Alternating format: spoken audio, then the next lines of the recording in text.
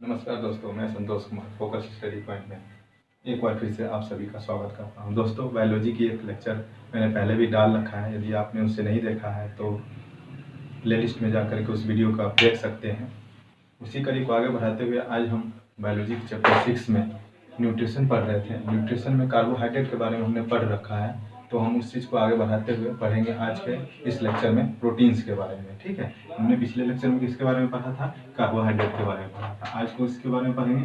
आज हम प्रोटीन के बारे में पढ़ेंगे। कौन सा टॉपिक होगा आज का? आज का टॉपिक होगा प्रोटीन।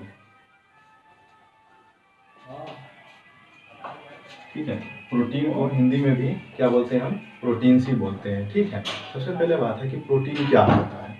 तो प्रोटीन जो होता है ना, protein are known as building block of life. मतलब जीवन की संरचनात्मक और कार्यात्मक इकाई क्या होती है? प्रोटीन होता है। हमारा शरीर जो होता है ना, छोटे छोटे सेल से बना होता है। टिश्यू सेल से बना होता है। सेल से बनता है टिश्यू से बनता है ऑर्गन से हमारा पूरा ये शरीर बना हुआ है। तो प्रोटीन जो होता है ना, बेसिक यूनिट होता है हमारे बॉडी का। ठीक है, तो protein are known as, protein क्या होता है? Proteins are known as basic unit of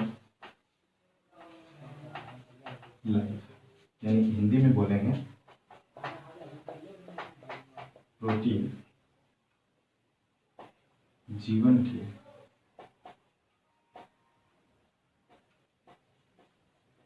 संरचनात्मक एवं क्रियात्मक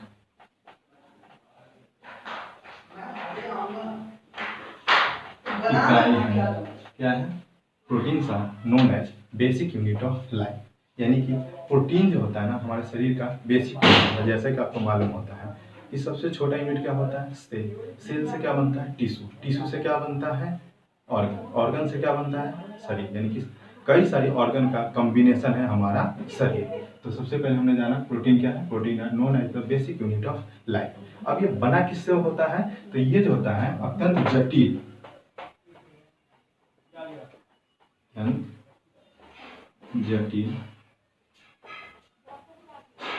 नाइट्रोजन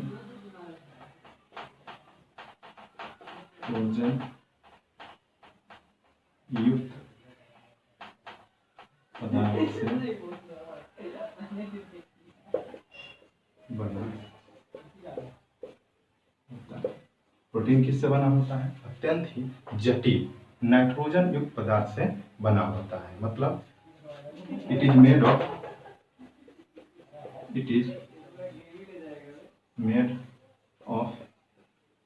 वेरी कॉम्प्लेक्स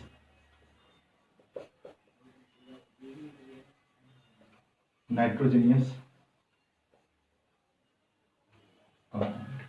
किससे बना होता है? नाइट्रोजनियस कंपाउंड से बना होता है। लेकिन ये सिंपल फॉर्म में नहीं होता, ये कॉम्प्लेक्स फॉर्म में होता है। ठीक है, अब आपको पता चला कि दो प्रोटीन के बीच में कौन सा बॉन्ड बनता है। तो दो प्रोटीन के बीच में जो होता है ना, पेप्टाइड्स बॉन्ड बनता है। कौन सा बॉन्ड बनता है? दो प्रोटीन्स के बीच में पेप्टाइड बॉन्ड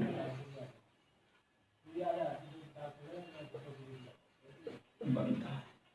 आपसे पूछा जाएगा ऑब्जेक्टिव में कि दो प्रोटीन के बीच में कौन सा बॉन्ड बनता है, तो आप बोलना पेप्टाइड्स बॉन्ड बनता है। ठीक है, ये जो प्रोटीन है इसमें एमाइनो एसिड होता है, क्योंकि प्रोटीन जो होता है ना, टूटने के बाद जो हमें एनर्जी मिलता है, जो प्रोटीन का काम क्या होता है? मसल्स का निर्माण करना। तो मसल्स का निर्माण एक प्रोटीन के फॉर्म में नहीं कर पाता है। ये जो होता है टूटता है, तो बेसिक यूनिट जो होता है प्रोटीन का वो होता है एमाइनो एसिड। तो ये पॉइंट आप नोट डाउन करना, वीडियो को पॉज करके मैं आगे लिखता हूँ।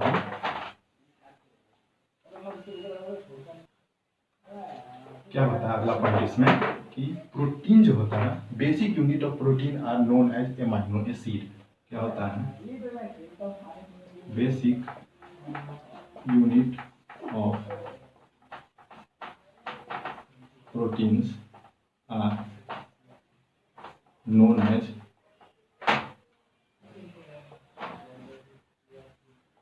ये नोन एज है, ठीक है, नोन एज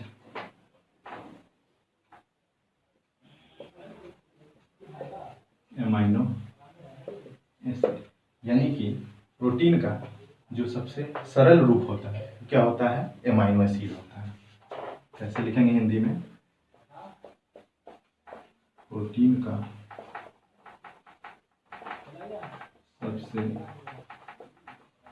सरल रूप एमाइनो एसिड होता है। क्या होता है, एमाइनो एसिड होता है। अब आपको पता होना चाहिए कि इस प्रोटीन में कितने तरह का एमाइनो एसिड होता है। एक अच्छा प्रोटीन, रिच सोर्स प्रोटीन में 20 एमाइनो एसिड होता है। Good proteins contains at least 20 amino acid. मतलब क्या हुआ, एक अच्छा प्रोटीन, एक अच्छा प्रोटीन कम से कम 20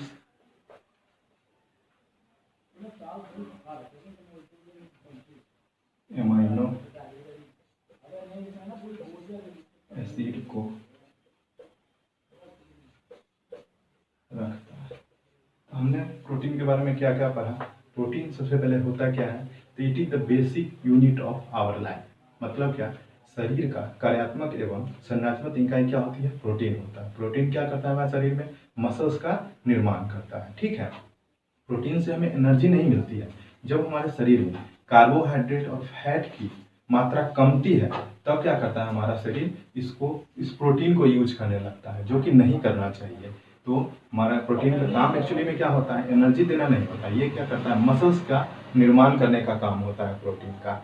लेकिन हमने देखा क्या, इसका क्या वर्क हो गया कि ये संरचनात्मक एवं क्रियात्मक इकाई हो गया। उसके बाद बोला क्या, ये किससे बना होता है, तो ये अत्यंत ही जटिल नाइट्रोजन युक्त पदार्थ से बना होता है। यानी कि वेरी कॉम्प्लेक्स नाइट्रोजीनियस ये मैटर होता है, ठीक है। उसके बाद हमने बोला कि दो प्रोटीन के बीच में किसका कौन सा बॉन्ड होता है, तो दो प्रोटीन के बीच में पेप्टाइड्स बॉन्ड होता है, ठीक है। उसके बाद हमने देखा क्या कि ये जो एक अच्छा प्रोटीन होता है उसमें कम से कम 20 एमाइनो एसिड होता है, ठीक है। तो इतना अपने पॉइंट को नोट डाउन कीजिए, मैं नीचे से रफ करता हूं।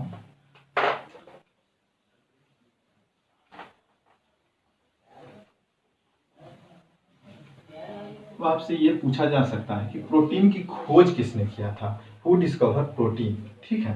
तो प्रोटीन की खोज जो है ना वो ब्राजीलियंस ने किया था। किसने किया था, ब्राजीलियंस ने। किसने किया था, ब्राजीलियंस ने किया था। ब्राजीलियंस ने किसकी खोज किया था, प्रोटीन की खोज किया था। इन्होंने कब किया था खोज, 1838 में। 1838 में ब्राजीलियंस ने प्रोटीन की खोज किया था, ठीक है। और आपको पता है हमारे टोटल बॉडी का 15% जो होता है ना हिस्सा, वो प्रोटीन से बना होता है। यानी कि 15% of total body is made up of protein. किससे बना होता है, 15% जो हमारा शरीर है वो किससे बना होता है, वो प्रोटीन से बना होता है, ठीक है। और अभी क्या है, इसकी कमी से क्या हो सकती है बीमारी, तो इसकी कमी से जो होता है ना, इसकी कमी से जो होता है ना मरस्मस नामक सूखा रोग क्या होता है, सूखा रोग होता है पहला। और दूसरा जो होता है ना क्वासियोर्कर, क्वासियोर्कर क्या होता है, क्वासियोर्कर।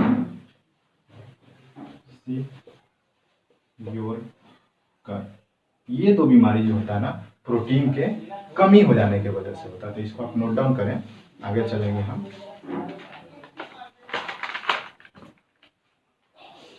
अब हम देखते हैं कि प्रोटीन जो होता है ना, प्रोटीन को हम किससे पार्ट में डिवाइड कर सकते हैं। जैसे कि प्रोटीन जो होता है ना 3 पार्ट में डिवाइड होता है। एक होता है सिंपल प्रोटीन, दूसरा होता है कंजुगेट प्रोटीन, तीसरा होता है डिराइव्ड प्रोटीन। ठीक है, तो इसके हम पार्ट्स को अलग अलग लिखेंगे। इसको आप नोट डाउन कर लो, आपके पास 1 मिनट का टाइम है।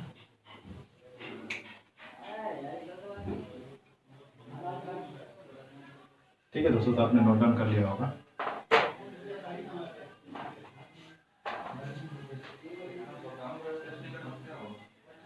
इस प्रोटीन को हम 3 पार्ट में बांटते हैं। इस प्रोटीन को हम 3 पार्ट में बांट देते हैं।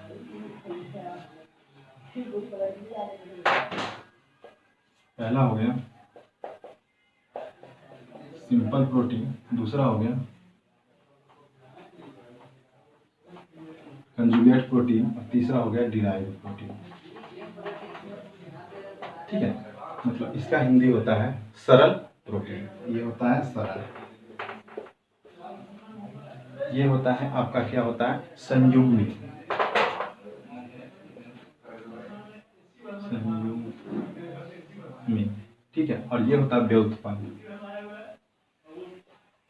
प्रोटीन। 3 तरह का प्रोटीन हो गया, simple protein, conjugate protein, derived protein. ठीक है, ये 3 पार्ट में हम प्रोटीन को बांट सकते हैं। ठीक है, ये इसको नोट डाउन कीजिए।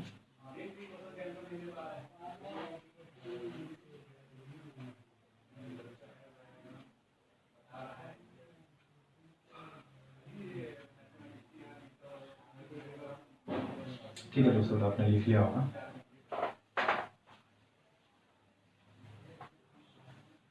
अब हम क्या करेंगे, इसके कार्य के बारे में देखेंगे। इसका जो वर्क है, प्रोटीन का काम क्या होता है,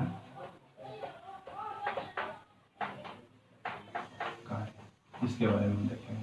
पहला नंबर क्या होता है, ये जो होता है ना growth of cell and muscles को करता है। क्या करता है, सेल के ग्रोथ एंड मेंटेनेंस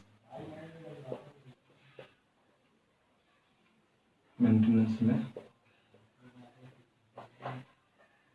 सहायता। पहला काम क्या हो गया, सेल के ग्रोथ और मेंटेनेंस में सहायता करता है। दूसरा क्या होता है, यह किसको रोकता है, हार्मोन के को सिंथेसिस करता है। क्या करता है ये,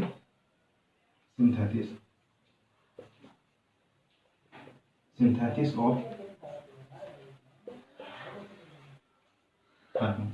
दूसरा काम होता है हार्मोन के सिंथेसिस में यह प्रक्रिया साथ कर लेता है।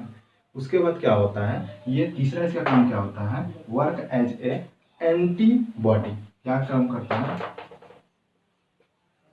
वर्क एज ए एंटीबॉडी के रूप में काम करता है। ठीक है, तो ये जो होता है ना मेन प्रोटीन का कार्य है। इसको आप लिखिए। फिर कुछ इंपॉर्टेंट प्रोटीन के बारे में बताएंगे कि ब्लड में कौन कौन सा प्रोटीन पाया जाता है, नाखून में कौन सा प्रोटीन होता है, बालों में कौन सा प्रोटीन होता है। ये सारे प्रोटीन के बारे में हम डिस्कस करेंगे। पहले इसको आप नोट डाउन करें। ठीक है,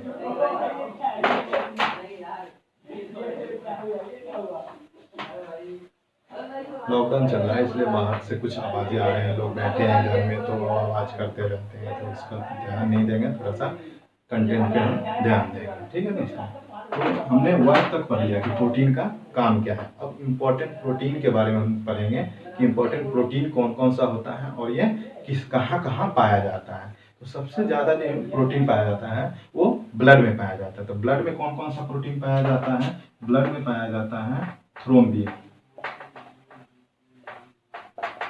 थ्रोम्बिन पाया जाता है। उसके बाद ब्लड में कौन सा पाया जाता है, थ्रोम्बिन के बाद प्रोथ्रोम्बिन।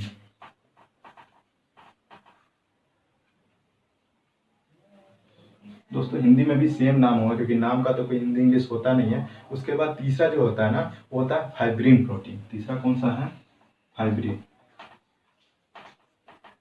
होता है। उसके बाद चौथा क्या होता है, चौथा होता है फाइब्रिनोजीन।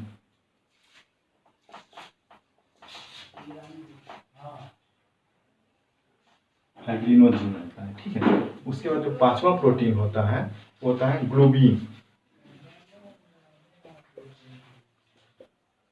होता है। और जो छठा होता है ग्लोबुलिन होता है। क्या होता है छठा प्रोटीन? ग्लोबुलिन।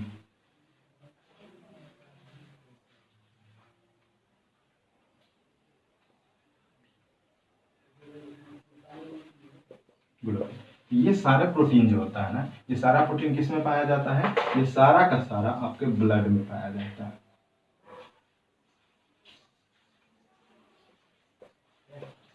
रक्त में पाया जाता है। तो आपसे पूछा जाएगा कि ब्लड में कौन कौन सा प्रोटीन पाया जाता है, तो बोलना थ्रोम्बिन, प्रोथ्रोम्बिन, फाइब्रिन, फाइब्रिनोजेनिन, ग्लोबिन और ग्लोबुलिन। ये जो सारा प्रोटीन है ये किस में पाया जाएगा? ये सारा ब्लड में पाया जाएगा। ठीक है। उसके बाद जैसे कि आपके नाखून और बालों में, ये पहला हो गया। उसके बाद आपका है दूसरे नंबर पे कि जो हमारे जो नाखून होते हैं और बाल होते हैं, हेयर्स और नेल्स होते हैं, उसमें कौन सा प्रोटीन पाया जाता है? तो उसमें केरोटीन प्रोटीन पाया जाता है। कौन सा? केरोटीन। केरोटीन ये किसमें पाया जाता है? आपका नेल्स और हेयर में पाया जाता है। ठीक है। नेल्स और हेयर में कौन सा प्रोटीन पाया जाता है? इसमें पाया जाता है आपका केरोटीन प्रोटीन। उसके बाद आपको पूछा जाएगा कि गाजर में कौन सा प्रोटीन पाया जाता है? गाजर में कैरोटीन प्रोटीन पाया जाता है। कौन सा? कैरोटीन। ये किस में पाया जाएगा? ये गाजर में पाया जाता है। किस में पाया जाता है? ये गाजर में पाया जाता है। ठीक है दोस्तों, तो इसको आप लिखो, मैं ऊपर से रख करता हूँ, वीडियो को पॉज करते हुए लिखते जाना। अगले प्रोटीन की तरफ हम चलते हैं। लास्ट हमारा था क्या? कैरोटीन। कैरोटीन में किसमें पाया जाता है? गाजर में पाया जाता है। उसके बाद आपसे पूछा जाएगा कि गेहूं, व्हीट जो होता है, उसमें कौन सा प्रोटीन पाया जाता है? तो ग्लूटीन प्रोटीन पाया जाता है। कौन सा प्रोटीन पाया जाता है? ये चौथा नंबर है, ग्लूटीन। कौन सा प्रोटीन पाया जाता है? ग्लूटीन प्रोटीन पाया जाता है।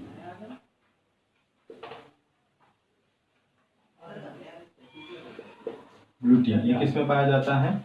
ये गेहूं में पाया जाता है और गेहूं में पाया जाता है। ठीक है। व्हीट जिसको बोलते हैं, गेहूं में पाया जाता है। उसके अगला प्रोटीन जो है हमारा, अगला प्रोटीन है अपना कौन सा? अगला प्रोटीन है केसीन प्रोटीन। ये सबसे इंपॉर्टेंट प्रोटीन है, केसीन प्रोटीन। कौन सा है? केसीन। केसीन प्रोटीन है, केसीन प्रोटीन है, केसीन प्रोटीन। ये पाया जाता है अपना कौन सा? मिल्क में। दूध में कौन सा प्रोटीन पाया जाता है? दूध में पाया जाता है केसीन प्रोटीन। ठीक है। उसके बाद जो होता है ना, अगला प्रोटीन है दोस्तों, वीडियो को पॉज करके नीचे की तरफ लिखते जाइए, मैं ऊपर से रफ करते हुए आगे की तरफ बढ़ूंगा क्योंकि बोर्ड थोड़ा छोटा है। ठीक है। केसीन प्रोटीन के बाद होता है आपका जिलेटिन प्रोटीन। कौन सा होता है? जिलेटिन।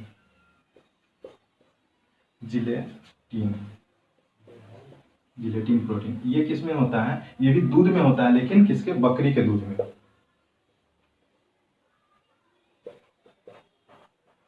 गॉट मिल्क में। ठीक है। बकरी के दूध में जिलेटिन प्रोटीन पाया जाता है। और जिलेटिन प्रोटीन एक ऐसा प्रोटीन है जो प्लेटलेट्स को बढ़ाने में बहुत ज़्यादा सक्षम है। ये बहुत तेजी से प्लेटलेट्स को इंक्रीज करता है। इसलिए बोला जाता है डेंगू या डेंगू होता है तो उस टाइम पे प्लेटलेट्स इतना कम हो जाता है, तो उस टाइम बोलता है डॉक्टर की बकरी के दूध पीने के लिए। क्यों? क्योंकि बकरी के दूध में जिलेटिन प्रोटीन होता है। जिलेटिन प्रोटीन का काम क्या होता है? प्लेटलेट्स को बहुत तेज गति से, कोई सा भी ऐसा मिल्क नहीं है जिसमें इतनी तेजी से प्लेटलेट्स को बढ़ा सके। जिलेटिन प्रोटीन एक ऐसा प्रोटीन है जो बहुत कम टाइम में प्लेटलेट्स को बहुत ऊपर तक बढ़ाता है, बहुत तेजी से ग्रोथ कराता है। उसके बाद आता है अपना जो अगला प्रोटीन है, कितने नंबर हो गया? 7 नंबर पे, वो होता है आपका कैलोजिन प्रोटीन।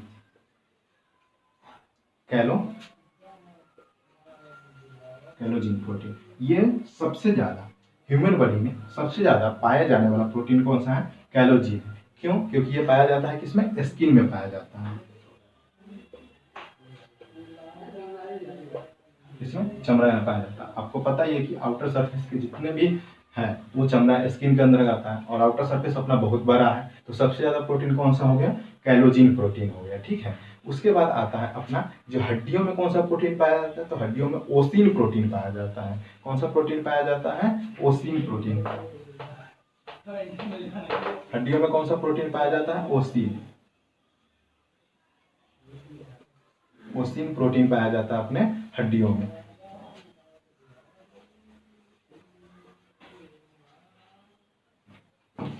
हड्डी में कौन सा प्रोटीन पाया जाएगा? ओसीन प्रोटीन पाया जाएगा। ठीक है, उसके बाद हम आगे बढ़ते हैं। आप इसे नोट डाउन करेंगे, मैं ऊपर से रफ करते जाता हूँ, नीचे की तरफ नोट डाउन करते जाना। हमने कहाँ तक देख लिया है कि हड्डियों में अपना कौन सा प्रोटीन पाया जाता है? तो ओसीन प्रोटीन पाया जाता है। सबसे ज़्यादा प्रोटीन कौन सा होता है? तो कैलोजिन होता है। कहाँ पाया जाता है? ये पाया जाता है आपके स्किन में, outer surface of human body. आपको पता ही है कि सरफेस सबसे ज़्यादा है, इसलिए स्किन में कौन सा प्रोटीन होगा? ये होता है कैलोजिन प्रोटीन। और यही जो होता है ना, ह्यूमन में सबसे ज़्यादा प्रोटीन पाया जाता है। उसके बाद हम पढ़ेंगे कि हमारे मांसपेशियों में कौन सा प्रोटीन पाया जाता था। एक्टिन, हमारे 9 नंबर में देखेंगे,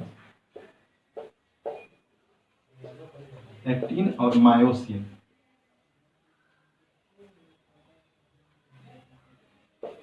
मायोसिन, ये दो प्रोटीन है ना, ये हमारे मांसपेशियों में पाया जाता है।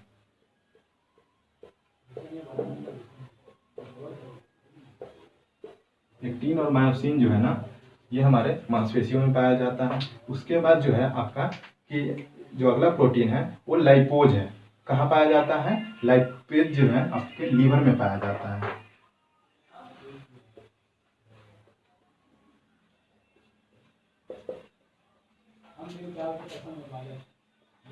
कहाँ पाया जाता है? यकृत में पाया जाता है।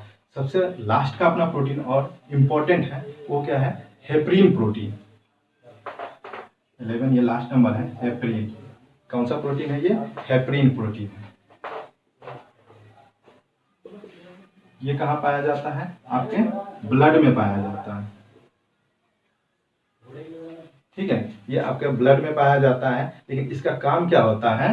ये खून को, आपके शरीर के अंदर खून को जमने से रोकता है। और ये प्रोड्यूस कहाँ से होता है? ये प्रोड्यूस होता है आपके लीवर से। लीवर बनाता है लेकिन उपस्थित रहता है आपके ब्लड में। ठीक है, ठीक है दोस्तों, तो आपने नोट डाउन कर लिया होगा। आगे हम चलते हैं।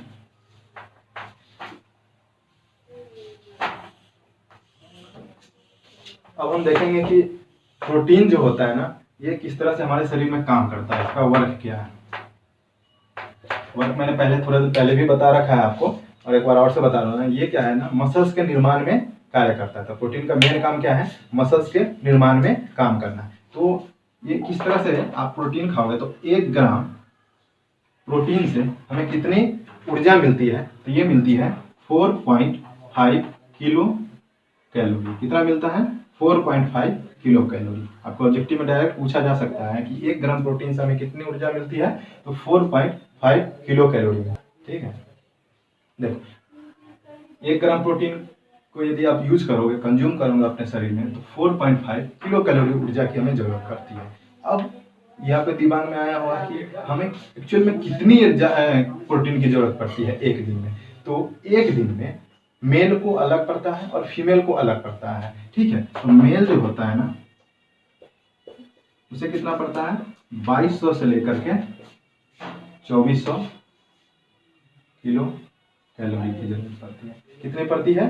2200 से लेकर के 2400 किलो कैलोरी, ये पर आवर। 1 घंटे में इतनी ऊर्जा की जरूरत पड़ती है जो प्रोटीन से पूरा होता है। लेकिन वही सेम जब देखोगे तो फीमेल में जो है ना, वो ज्यादा होता है।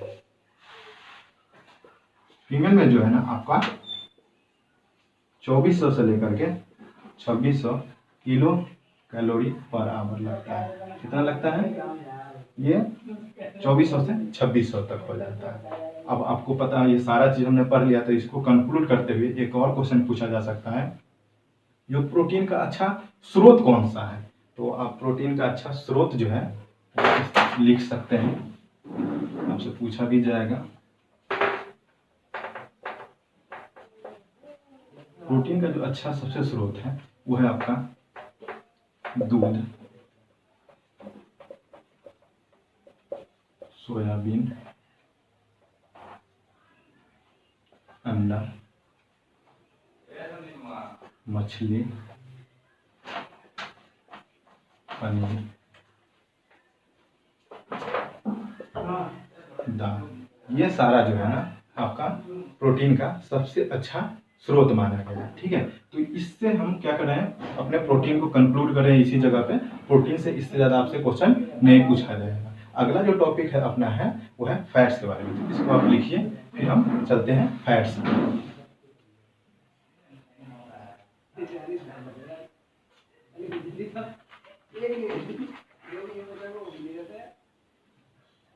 ठीक है, तो आपने लिख लिया होगा, इसको रफ करते हैं हम। प्रोटीन हमारा खत्म हो गया, कार्बोहाइड्रेट और प्रोटीन के बारे में हमने अच्छे तरह से पढ़ लिया है। अब पढ़ेंगे हम फैट्स के बारे में, वसा के बारे में पढ़ेंगे।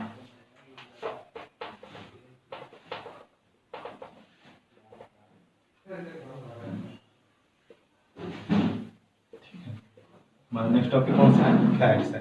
तो फैट्स क्या है, फैट्स का काम क्या होता है। तो वसा शरीर को कौन सा देता है, ऊर्जा प्रदान करता है। जिस तरह से कार्बोहाइड्रेट हमारे शरीर को ऊर्जा प्रदान करता है, सेम उसी तरह से वसा हमारे शरीर को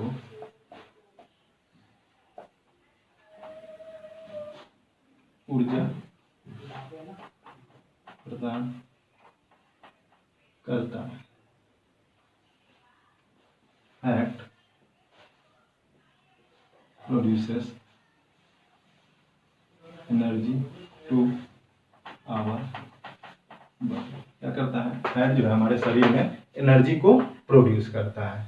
ठीक है, तो इसका अगला प्रोटीन पार्ट्स क्या होगा, इसमें अगला पॉइंट क्या होगा कि फैट जो है ये किस तरह से काम करता है। फैट जो है हमारा वर्क क्या करता है, हमारे शरीर को ऊर्जा प्रदान करता है। दूसरा क्या होता है, फैट किस किस चीज से बना होता है, सेम कार्बोहाइड्रेट की तरह फैट में भी कार्बन होता है, हाइड्रोजन होता है और ऑक्सीजन होता है। फैट में क्या क्या होता है, कार्बन होता है, हाइड्रोजन होता है और ऑक्सीजन होता है।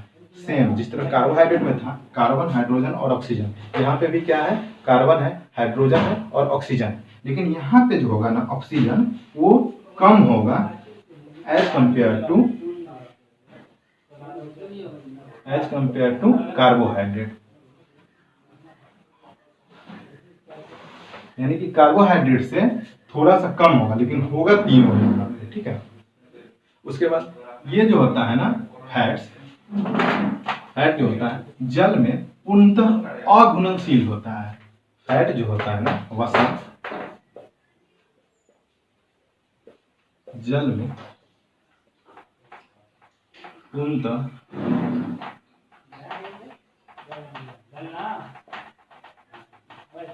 अघुलनशील होता है। Fats are completely insoluble. Fats are completely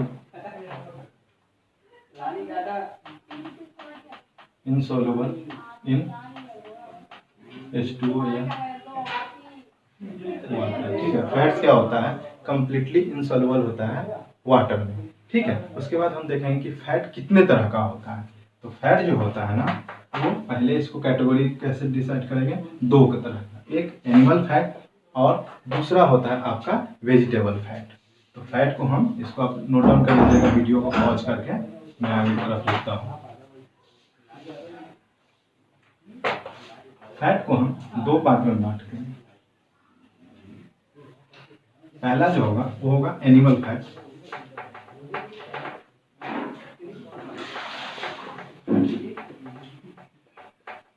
जंतु वसा। दूसरा जो होगा अपना वेजिटेबल फैट होगा।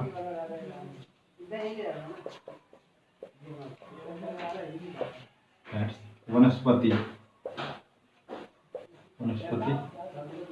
वसा। क्या हो गया, वनस्पति वसा हो गया। दो पार्ट में हमने बांट दिया, एनिमल फैट और कौन सा, वेजिटेबल फैट। एनिमल फैट में कौन कौन सा आता है, इसका जो एग्जांपल होगा आपका कौन सा आएगा, दूध, पनीर, उसके बाद अंडा और मछली। अंडा और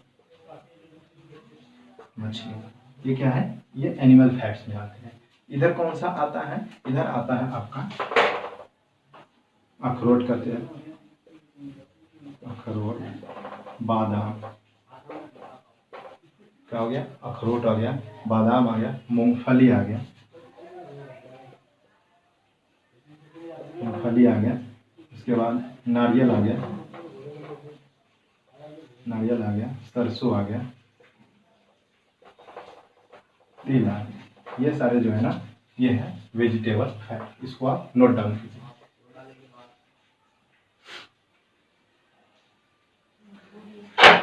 ठीक है, नोट डाउन कर लिया आप लोगों ने। तो आगे चलते हैं। यदि टाइम कम लगे तो आप वीडियो को पॉज कीजिए और नोट डाउन कीजिए। ठीक है, हमने डिवाइड किया फैट को दो पार्ट में, वेजिटेबल फैट और एनिमल फैट में। ठीक है, आप वीडियो को पॉज करके लिखते रहिएगा, नोट्स बनाते रहिए। हमने डिवाइड कर दिया फैट को दो पार्ट में। ठीक है, अब क्या होता है, हम डिसाइड करेंगे कि फैट जो होता है ना, वसा और तेल में अंतर क्या होता है। क्योंकि आप देखे होंगे कि आपके घर में डालडा आता है और आपके घर में तेल भी रहता है, तो कौन सा डालडा है और कौन सा तेल है, इसको कैसे डिसाइड करेंगे। तो हमें एक जनरल जो तरीका है डिसाइड करने का, कैसा, एक टेम्परेचर है, वो कौन सा है, 20 डिग्री। ठीक है, 20 डिग्री पे हम डिसाइड करते हैं। कैसे डिसाइड करते हैं, यदि आपका कोई भी वेजिटेबल फैट या एनिमल फैट कोई भी हो, यदि 20 डिग्री पे ये सॉलिड स्टेट में है, यानी कि जमा हुआ है, तो क्या होगा, आपका फैट होगा। यदि 20 डिग्री पे ये सॉलिड स्टेट में है, सॉलिड स्टेट में है, यानी कि ठोस अवस्था, जैसे कि आप डालडा लाते हो तो जमा रहता है, तो 20 डिग्री टेम्परेचर पर यदि ये सॉलिड स्टेट में है तो क्या होगा, फैट होगा। यदि 20 डिग्री सेंटीग्रेड पे, 20 डिग्री सेंटीग्रेड पे ये लिक्विड स्टेट में है, यानी कि तरल अवस्था, तो ये क्या हो जाएगा, आपका तेल हो जाएगा, ऑयल्स हो जाएगा, और ये जो होगा ना आपका फैट्स होगा। तो आपने डिसाइड कर लिया कि कैसे करना है। 20 डिग्री से स्टेट पे, 20 डिग्री पे यदि ये सॉलिड स्टेट में है, फैट होगा। 20 डिग्री पे यदि लिक्विड स्टेट में है तो क्या होगा, तेल होगा। आपने घर में देखा होगा कि तेल कितनी भी ठंडी आ जाए वो नहीं जमता है, लेकिन घी जो है आपका थोड़ा भी ठंडी आता है तो जम जाता है, और गर्मी में ये पिघला रहता है। क्यों, क्योंकि उस टाइम पे गर्मी में आपका जो टेम्परेचर होता है रूम का, वो 20 डिग्री से ऊपर होता है, लेकिन ठंडी के टाइम पे टेम्परेचर जो होता है ना 20 डिग्री से नीचे भी चला आता है। तो 20 डिग्री से नीचे आने पर भी तेल जो होता है वो लिक्विड स्टेट में रहता है, वो जमता कहीं नहीं है। क्योंकि वो इसी से हम डिसाइड करते हैं कि ये तेल है और ये फैट है, वसा है। ठीक है, तो इसको आप नोट डाउन कीजिए। फिर हम इसको भी अलग अलग कैटेगराइज करेंगे।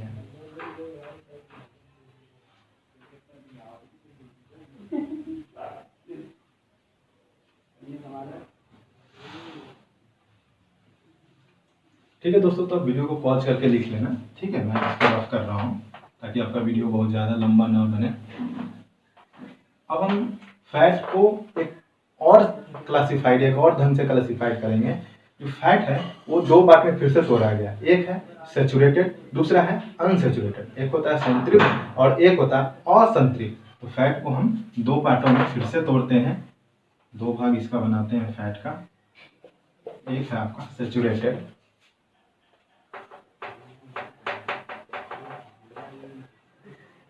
और दूसरा है अनसैचुरेटेड।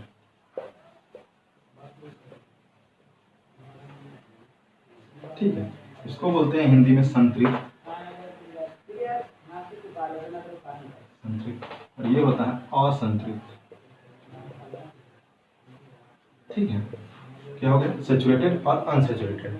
तो इसमें कैसा होगा, सैचुरेटेड में जो होता है ना वो होता है सिंगल बॉन्ड। क्या होता है इसमें बनता है सिंगल बॉन्ड, एकल बंधन होता है। कौन सा होता है, एकल बंधन। और जो अनसैचुरेटेड होता है उसमें डबल या ट्रिपल बॉन्ड होता है। क्या होता है, डबल या ट्रिपल बॉन्ड होता है। क्या होता है, डबल और ट्रिपल बॉन्ड, द्विबंधन या त्रिबंधन होता है। ठीक है, अब हम करेंगे कि आपको कैसे पता चलेगा कि कौन सा सैचुरेटेड है कौन सा अनसैचुरेटेड है। तो नारियल का तेल और तार का तेल, कौन सा तेल, नारियल का तेल, कोकोनट ऑयल, नारियल का तेल और तार का तेल, क्या कोकोनट ऑयल और पाम ऑयल, ये जो है ना आपका सेचुरेटेड के अंदर आता है। और इधर जो आता है जितने भी एनिमल फैट्स हैं, जंतु वसा, सारे इधर आते हैं। जैसे कि आपका बटर हो गया,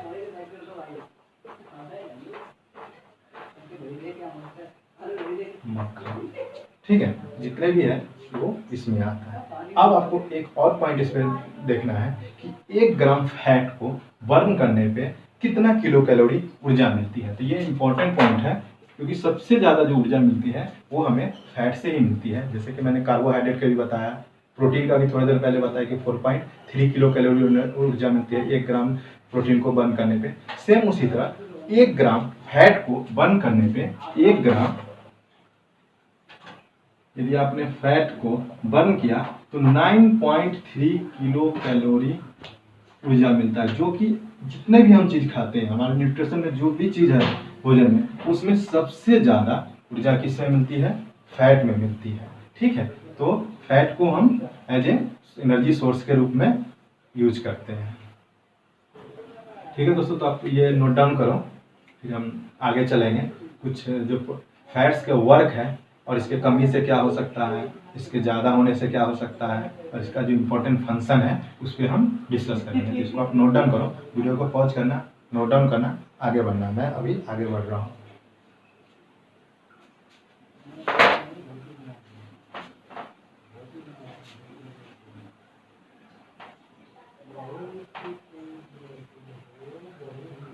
दोस्तों बुक्स में थोड़ा कम दे रखा है, लेकिन ये सारा पॉइंट जानना जरूरी है ऑब्जेक्टिव पॉइंट ऑफ व्यू से, क्योंकि हमारे एग्जाम में 50% से ऊपर जो है ना ऑब्जेक्टिव आज के डेट में है। और नंबर आपको अच्छा नंबर लाना है तो ऑब्जेक्टिव सही होना चाहिए, क्योंकि ऑब्जेक्टिव में नंबर आपके कटते नहीं है। 1 नंबर सही तो 1 नंबर मिलेंगे, तो सारे ऑब्जेक्टिव सही होना है। उसके लिए हमें ज़्यादा कुछ पढ़ना पड़ेगा, कुछ इंपॉर्टेंट पॉइंट्स को हमेशा ध्यान में रखना पड़ेगा। बुक्स में कम है, लेकिन हो सकता है आपसे पूछा जाए, क्योंकि ये जनरल चीज़ें हैं, किस तरह से सारा चीज़ वर्क करता है। तो हम अब क्या करेंगे, work of fat.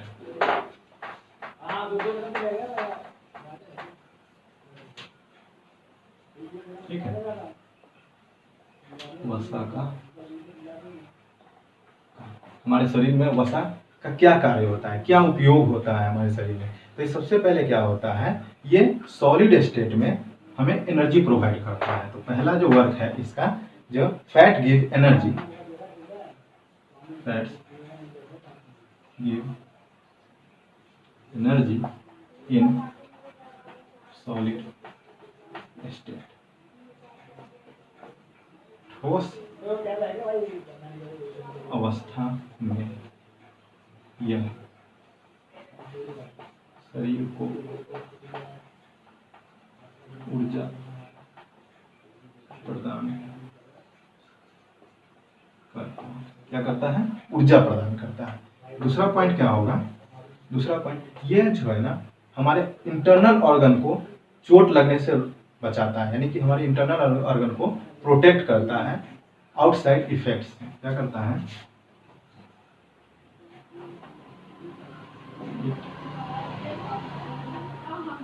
Protects internal organ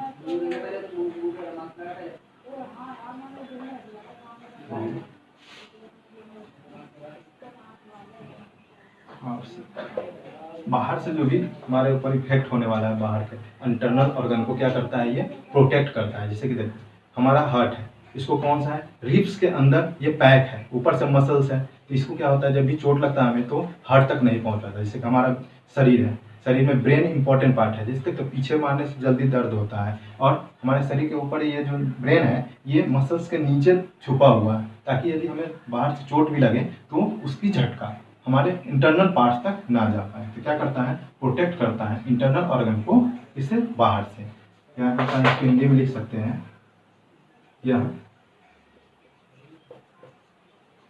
आंतरिक भागों की सुरक्षा करता है। क्या करता है? आंतरिक भागों की सुरक्षा करता है। उसके बाद ये 2 पॉइंट आप लिख लो। अगला ये आपने लिख लिया होगा। तीसरा आपका क्या है? यह त्वचा के नीचे मौजूद होकर शरीर के तापमान को नियंत्रित करता है।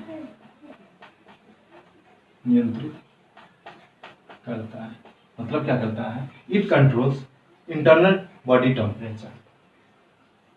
इट कंट्रोल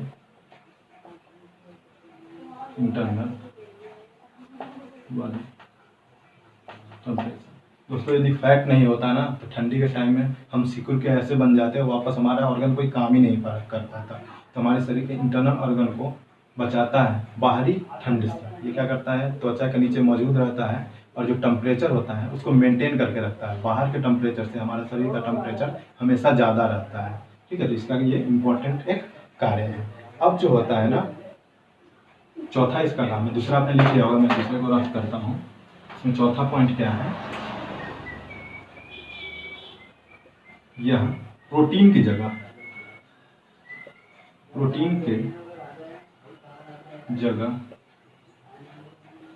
खुद को कंज्यूम करता है।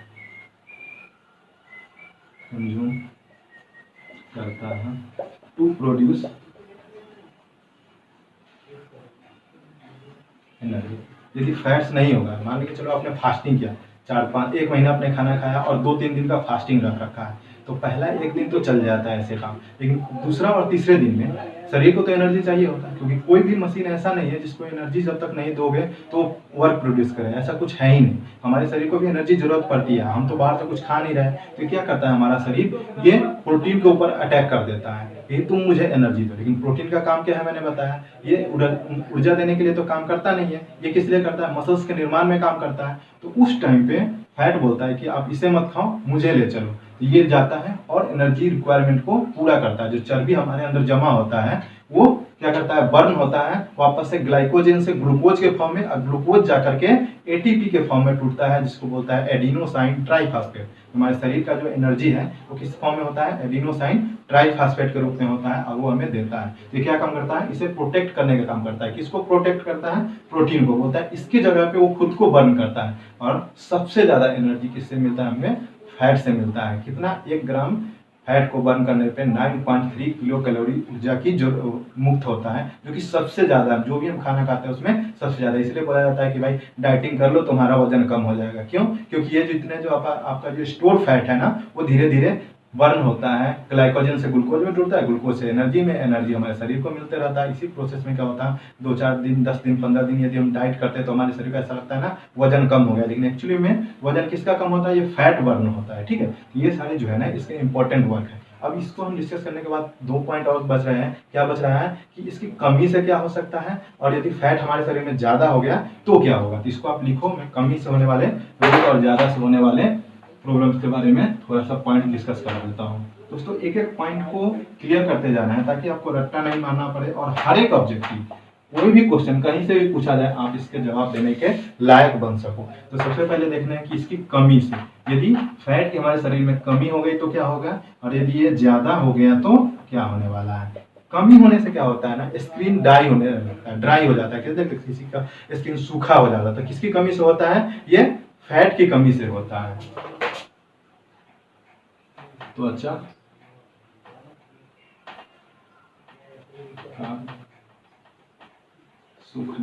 स्किन ड्राई हो जाता है। उस टाइम पे क्या होता है? हमारे शरीर में फैट की कमी हो जाती है। और दूसरा क्या होता है? वजन में कमी आना।